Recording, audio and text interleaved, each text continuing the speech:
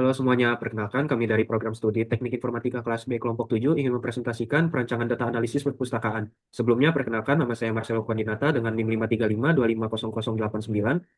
Saya Kenji Agustin dengan NIM 535250079. Saya Neizar Apriansa dengan NIM 535250101. Oke, yang pertama di sini ada latar belakang. Jadi pada era digital, pengelolaan perpustakaan kampus menjadi tidak relevan lagi jika dilakukan secara manual atau tradisional karena rawan kesalahan dan sulit dipantau. Jadi atas masalah itu kami ingin mengembangkan sebuah sistem basis data perpustakaan yang menggunakan basis Oracle Apex yang mampu mengotomisasi proses peminjaman dan pengembalian buku. Ada tujuan dari perancangan basis data kami. Yang pertama itu menciptakan pengelolaan data yang tertata dan aman. Yang kedua ada mengoptimalkan proses operasional perpustakaan agar lebih efektif dan efisien. Lalu yang ketiga ada menjadi dasar kuat untuk pengembangan sistem yang lebih komprehensif. Yang keempat mempermudah tugas dan alur kerja petugas perpustakaan. Yang kelima, meningkatkan efisiensi bagi mahasiswa dalam mengakses layanan perpustakaan. Lanjut, yang pertama ialah desain basis data konseptual. Yang pertama, kita akan menentukan identifikasi tipe entitas. Dari pengamatan kami mendapatkan tiga entitas. Yang pertama adalah pengunjung, buku, dan transaksi. Lalu, kami mengidentifikasi hubungan antar entitas. Yang pertama di sini ada pengunjung yang memiliki multiplicity one-to-one yang melakukan relasi ke transaksi. Di sini yang pertama, di multiplicity one-to-one ini artinya setiap pengunjung yang melakukan transaksi dicatat sebagai satu individu. Lalu untuk di sini yang multiplicity zero to many, yang artinya seorang pengunjung dapat melakukan transaksi atau tidak melakukan transaksi. Lalu yang kedua di sini ada buku, yang multiplicity-nya one to many, yang memiliki relasi meminjamkan. Jadi di sini, one to many di sini berarti satu buku bisa muncul dalam banyak transaksi, atau dipinjam berkali-kali oleh pengunjung yang berbeda. Lalu di sini ada multiplicity one to one untuk entitas transaksi. Di sini berarti satu transaksi hanya berkaitan dengan satu buku. Lalu yang ketiga di sini ada transaksi yang memiliki multiplicity one to one, memiliki relasi meminjam. Jadi di sini berarti setiap transaksi harus dan hanya boleh melibatkan satu buku. Lalu di sini ada multiplicity one to many, yang berarti satu buku bisa terkait dengan banyak transaksi. Buku yang sama dapat dipinjam berkali-kali pada waktu yang berbeda oleh pengunjung yang berbeda. Lalu ini ada identifikasi atribut dari entitas relasi. Yang pertama dari entitas pengunjung, kami mendapatkan atribut sebagai berikut.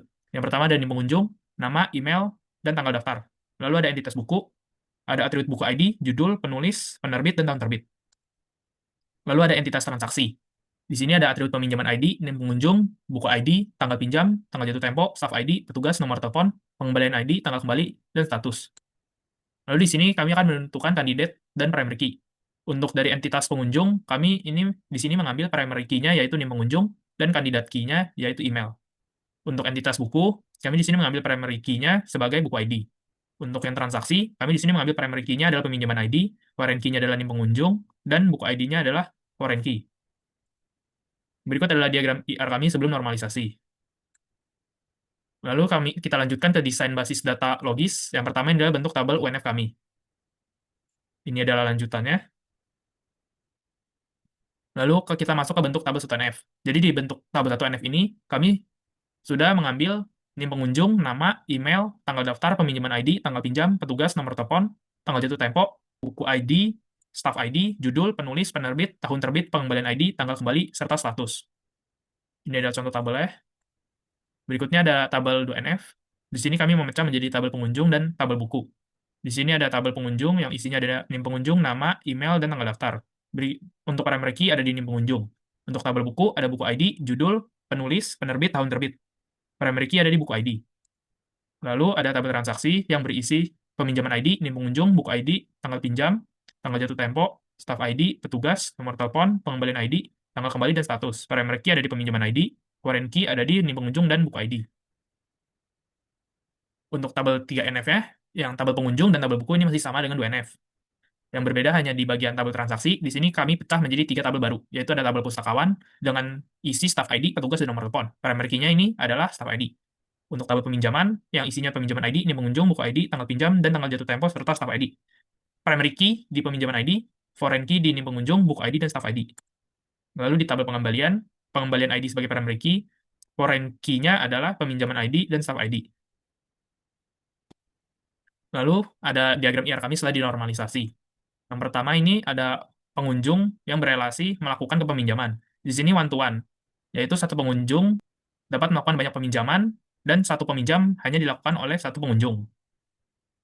Lalu ada peminjaman yang berelasi meminjam ke buku. Di sini satu buku dapat dipinjam dalam banyak pinjaman, dan lalu ada pustakawan yang berelasi memproses kepeminjaman. Satu pustakawan dapat memproses banyak peminjaman, dan satu peminjaman diproses oleh satu pustakawan. Lalu ada juga pustakawan yang berelasi memproses kepengembalian. Satu pustakawan dapat memproses banyak pengembalian, dan satu pengembalian diproses oleh satu pustakawan. Lalu di sini terakhir ada pustakawan yang berelasi mengelola ke buku. Di sini, satu pustakawan dapat mengelola banyak buku, dan satu buku dikelola minimal satu pustakawan, dan bisa dikelola oleh banyak pustakawan. Lalu berikutnya akan dilanjutkan oleh teman saya, Nizar. Oke, untuk perancangan fisikal itu ada DDL dan DML. DDL itu terdiri dari create table, transcript table, drop table, dan alter table. Untuk DML ada insert, update, delete, dan select. Yang pertama, create table. Table digunakan untuk membuat tabel baru di dalam database. Berikut adalah kode program untuk create table pengunjung pustakawan buku peminjaman dan pengembalian. Ini untuk kode SQL create table pengunjung, ini create table pustakawan, create table buku, create table peminjaman, dan create table pengembalian. Next ada transcript table. Transcript table digunakan hanya untuk menghapus semua data di dalam tabel secara permanen, tetapi struktur tabel tetap ada.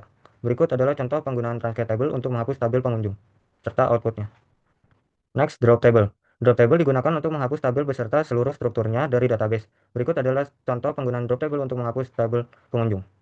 Di sini karena menggunakan cascade constraint, karena isi tabelnya memiliki foreign key, jadi agar Oracle menghapus tabel beserta semua foreign key yang terhubung. Next ada alter table. Alter table digunakan untuk mengubah struktur tabel yang sudah ada tanpa menghapus tabel tersebut. Di sini saya ingin melakukan perubahan nama kolom, nama pengunjung menjadi nama dengan kode sebagai berikut. Next, output table pengunjung. Ini contoh output table pengunjung. Ini untuk output table pustakawan, output table buku, output table peminjaman, dan output table pengembalian. Next, di DML ada insert. Perintah insert dapat dilihat pada saat kita memasukkan atau menambahkan data ke tabel. Berikut adalah penggunaan insert untuk menambahkan data pada tabel pengunjung pustakawan, buku, peminjaman, dan pengembalian. Ini contoh insert tabel pengunjung, ini insert tabel pustakawan, insert tabel buku, insert tabel peminjaman, dan insert tabel pengembalian. Next, update. Perintah update digunakan ketika ingin mengubah atau memperbarui data yang sudah ada di dalam tabel. Berikut adalah contoh penggunaan update serta outputnya. Next, delete. Perintah delete digunakan ketika kita ingin menghapus data tertentu dari tabel secara row by row. Berikut adalah contoh penggunaan delete. Next, select. Perintah select digunakan untuk mengambil atau menampilkan data dari tabel. Berikut adalah contoh penggunaan select. Saya ingin men-select name pengunjung pustakawan yang bernama Citra Maharani Putri. Untuk transaksi pada tabel dilanjutkan oleh teman saya, Telo. Kalau saya Marcelo, saya akan melanjutkan transaksi pada tabel. Yang pertama, fungsi string. Pada transaksi ini digunakan fungsi string upper untuk mengubah nilai kolom nama menjadi huruf kapital seluruhnya. Di sini ada tampilan kode SQL-nya dan juga outputnya. Lalu selanjutnya fungsi agregat. Transaksi ini menggunakan fungsi agregat count untuk menghitung berapa kali sebuah buku dipinjam. Di sini juga ada kode SQL-nya, lalu di sini ada outputnya. Lanjut, fungsi kondisional. Transaksi ini menggunakan kondisi sederhana pada clause aware. Operator like the person digunakan untuk menampilkan pengunjung yang nama depannya diawali huruf D. Di sini ada kodenya dan juga di sini ada outputnya. Langsung lanjut pada fungsi join. Transaksi ini menunjukkan penggunaan join dasar antara tabel pengunjung dan peminjam. Di sini dapat dilihat kode SQL dan outputnya. Lanjut pada transaksi dalam aplikasi. Di sini penambahan data baru pada aplikasi. Yang pertama, bisa tambah data baru ke dalam table, kita bisa menekan tombol create, lalu muncul sebuah tampilan yang berisikan atribut-atribut dari tabel tersebut. Isi sesuai data baru yang masuk, lalu tekan create lagi. Lanjut, di sini memperbarui data pada aplikasi. Untuk mempengaruhi data dalam aplikasi, kita bisa menekan tombol edit di samping kiri atribut, lalu akan muncul sebuah tampilan yang membuat data dari baris yang dipilih. Setelah data selesai diubah, kita bisa menekan apply change. Jika ingin menghapus data row atau row tersebut, tekan tombol delete.